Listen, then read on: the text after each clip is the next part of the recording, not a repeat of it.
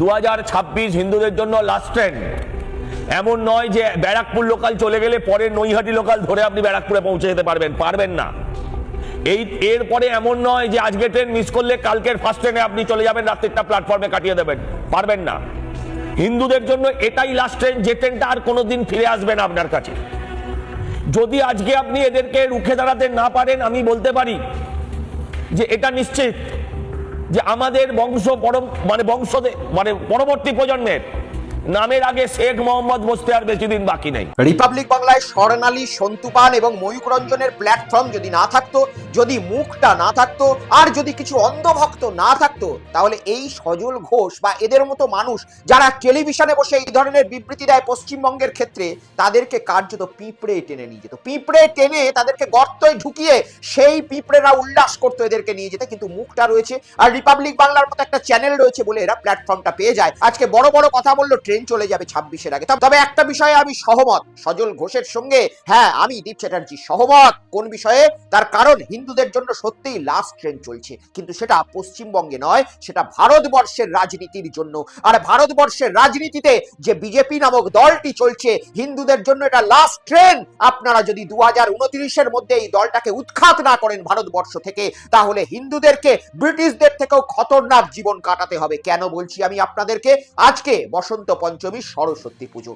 সকলকেই প্রথমে বসন্ত পঞ্চমী এবং সরস্বতী পুজোর অসংখ্য অসংখ্য অভিনন্দন, শুভেচ্ছা আমার তরফ থেকে, অর্থাৎ দীপ চ্যাটার্জির তরফ থেকে। এরপরে আমি আপনাদেরকে দেখাবো যে সত্যি সজল ঘোষ যেটা বলছে পশ্চিমবঙ্গের ক্ষেত্রে, সেটা আজ ভারতবর্ষের জন্য কতটা ভয়াবহ বিষয়, কতটা ভয়াবহ চিন্তার বিষয়, যে সত্যি হিন্দুদেরকে ব্যবস্থা নিতে হবে। না হলে বিজেপি সরকার আগামী দিনে হিন্দুত্ব, বাঙালি সমস্ত কিছু মিটিয়ে শুধুমাত্র নিজেদের রাজত্ব কায়েম করবে। আজকে চলে যান আপনি বিহারে, এই সরস্বতী পুজোয় যখন গোটা বাংলা জুড়ে উন্মাদনা চলছে, আনন্দ চলছে, উল্লাস চলছে, তখন বিহারে সদ্য এনডিএ সরকার স্থাপিত হয়েছে, অর্থাৎ নরেন্দ্র মোদীর নেতৃত্বে ডবল ইঞ্জিনের সরকার। আর সেই ডবল ইঞ্জিনের সরকারে বিহারে একেবারে তালিবানি ফতোয়া বলতে পারেন, পাকিস্তানি বাংলাদেশের মতো ফতোয়া বলতে পারেন, যেখানে সরস্বতীর আরাধনা করতে গেলে ছাত্রছাত্রী, ইউনিভার্সিটি, স্কুল, কলেজকে লাইসেন্স নিতে হবে বিজেপির এনডিএ সরকারের কাছ থেকে বিহারে। দেখুন, बिना कोई भी मूर्ति बिना लाइसेंस के नहीं बैठेगा।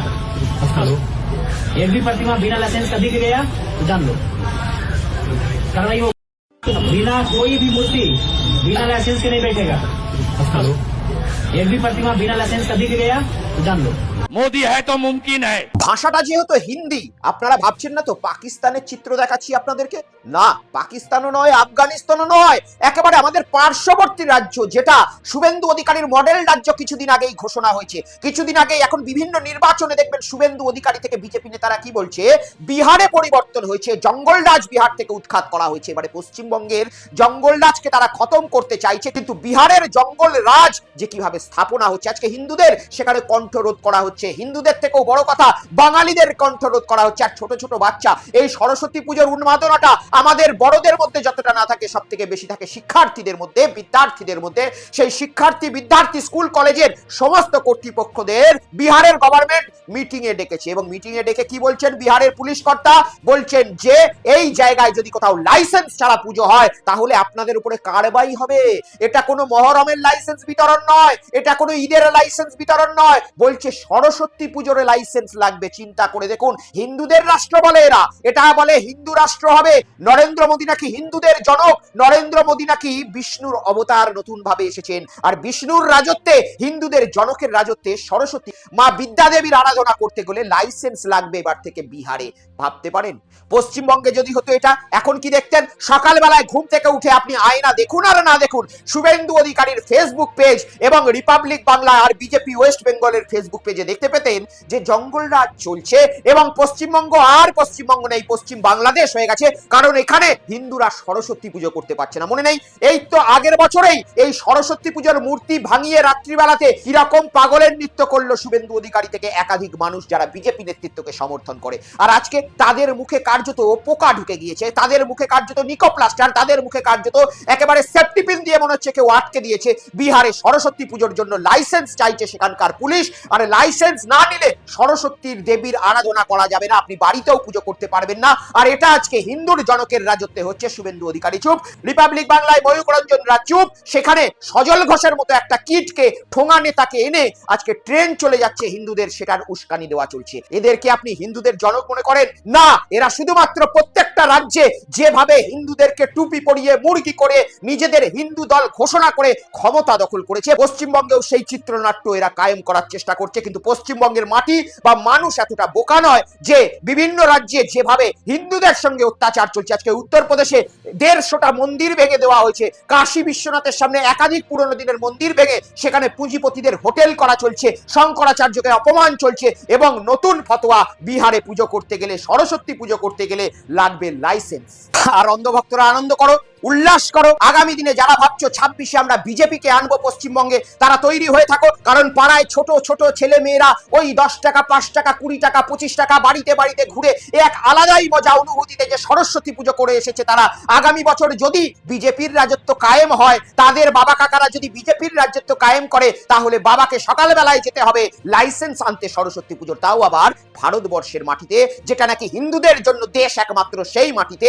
একবার চিন্তা করে দেখুন তো, সরস্বতী পুজো আমাদের সকলের পুজো, হিন্দু মুসলমান ধর্ম নির্বিশেষে এই বিদ্যার দেবীর আরাধনা সকলেই করে থাকে। কলেজ ছাত্রদের মধ্যে মুসলমানও থাকে, হিন্দুও থাকে। এই সরস্বতী পুজোর কোনো জাত ধর্ম হয় না, সকলেই সমানভাবে সরস্বতী পুজোয় পার্টিসিপেট করে থাকে। আর আজকে বিহার নতুন রাস্তা দেখাচ্ছে। চলুন বিহার থেকে একটু আপনাদেরকে সরস্বতী পুজোর আগের দিন রাত্রির দিল্লিতে নিয়ে যাই। সেখানে একেবারে ভয়াবহ কাণ্ড, যেখানে ট্রিপল ইঞ্জিনের সরকার। এই কিছুদিন আগে নরেন্দ্র মোদী থেকে অমিত শাহ পশ্চিমবঙ্গে বারবার ভোটের রাজনীতি করতে আসছেন, আর কি বলছে? কন্যার সুরক্ষা নেই পশ্চিমবঙ্গে, পশ্চিমবঙ্গের নারী সুরক্ষা বিপন্নে। भाइयों बहनों, नारी का सुरक्षा के लिए पश्चिम बंगाल का ये महाजंगल राज खत्म करना पड़ेगा। और এই ভাইও বাহিনীর জনক প্রধানমন্ত্রী নরেন্দ্র মোদী যেখানে বাস করে, তার থেকে মাত্র 500 মিটার দূরে একটি সিগন্যাল, আর সেই সিগন্যালে এক মা সরস্বতীর ছোট্ট রূপ, যার বয়স মাত্র 11 বছর, সে ফুল নিয়ে বসেছিল, গোলাপ ফুল বিক্রি করছিল। আর জায়গাটা যখন ট্রিপল ইঞ্জিনের শাসন,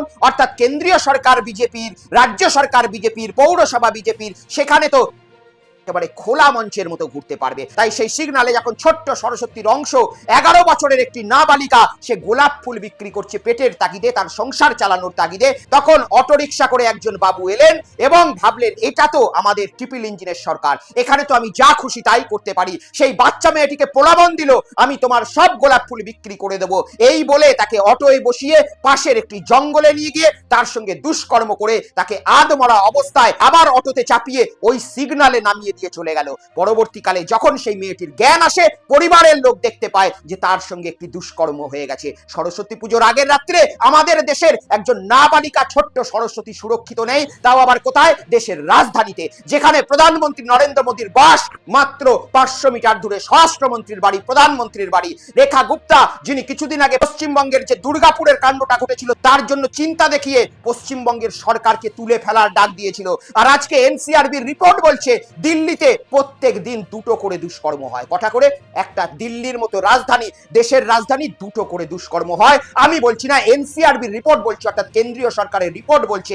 আর এই কেন্দ্রীয় সরকারের রিপোর্ট যখন 2টো করে বলছে, আসল বাস্তবে কটা করে হতে পারে সেটা আপনারা আন্দাজ করে নিন। আর এটা ট্রিপল ইঞ্জিনের শাসন। আর এরা আমাদের পশ্চিমবঙ্গে এসে বলবে ভাইও বেনো, এই পশ্চিমবঙ্গ जंगल राज चल रहा है, यहाँ पर कन्या का बेटी का सुरक्षा नहीं है, आप लोग सुरक्षा दीजिए के लिए हमको यहाँ पर ভোট दीजिए। লজ্জা লাগে না? এদের হয়ে যারা ভোট চায়, আমি তাদেরকেই মানুষের পর্যায়ে মনে করি না। কারণ দিল্লিতে 11 বছরের ছোট্ট মা সরস্বতী পেটের জ্বালায় ফুল বিক্রি করছে, সে সুরক্ষিত নেই।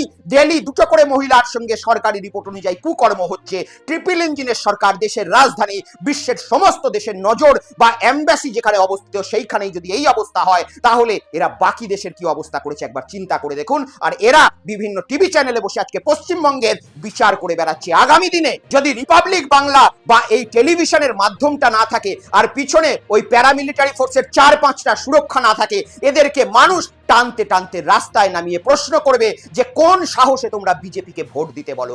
আর যদি এদের মুখটা না থাকতো, আমি প্রথমেই বললাম যে এদেরকে টানতে টানতে পিঁপড়েরা নিয়ে যেত, পিঁপড়েরা। এমন অবস্থা এদের আজকে গোটা ভারতবর্ষ। আজকে হিন্দুরা বিপন্ন, আজকে মহিলারা বিপন্ন, আজকে মুসলমানরা বিপন্ন, আজকে খ্রিস্টানরা বিপন্ন, আজকে গরিব চাষিরা বিপন্ন, আজকে শিক্ষার্থীরা বিপন্ন, আজকে সাধারণ মানুষেরা বিপন্ন, আজকে প্রত্যেকটা মানুষ নাস্তানাবুদ হয়ে যাচ্ছে এই একটা হিন্দুত্ব ধর্মের মুখোশে লুকিয়ে থাকা দলের জন্য। সকলে এখনো যদি সজাগ না হয়ে থাকেন, আমি ওই সজল ঘোষের প্রথমে যে ভিডিওটা দেখালাম, এই ভিডিওটাকেই একেবারে কোট করে বলছি, সত্যি হিন্দুদের কাছে লাস্ট ট্রেন চলছে। উনি বলছেন 2026, আমি আপ টু টাইমটা বাড়িয়ে দিয়ে বলছি 2029-এর মধ্যে এই হিন্দুদের ট্রেন যদি না ধরে এই কেন্দ্রীয় সরকারকে আপনারা ভারত ছাড়া করেন, তাহলে আগামী ভবিষ্যৎ একেবারে অন্ধকার। সকলে ভালো থাকবেন, সুস্থ থাকবেন। সরস্বতী পুজোর আরেকবার শুভেচ্ছা জানিয়ে, নেতাজি সুভাষচন্দ্র বসুর জন্ম জয়ন্তীর অভিনন্দন জানিয়ে এই ভিডিও এখানেই শেষ করছি। দেখা হবে পরবর্তী ভিডিওতে। জয় হিন্দ, জয় বাংলা, বন্দে মাতরম। আপনি চুপ করবেন? सज्जन को क्या तकलीफ है भाई? क्या तकलीफ है इनको? एक बस हो गया, चलो।